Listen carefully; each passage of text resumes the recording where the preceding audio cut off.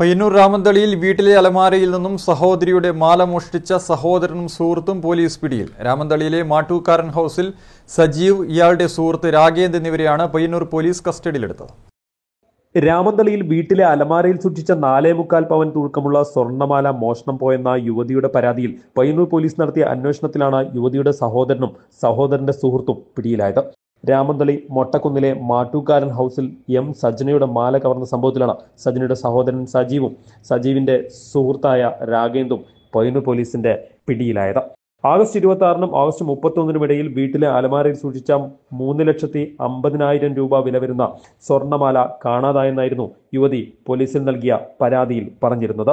പ്രാഥമിക പരിശോധനയിൽ തന്നെ മോഷ്ടാവ് പുറത്തുനിന്നുമുള്ള ആളല്ലെന്ന് പോലീസിന് സംശയം തോന്നിയിരുന്നു.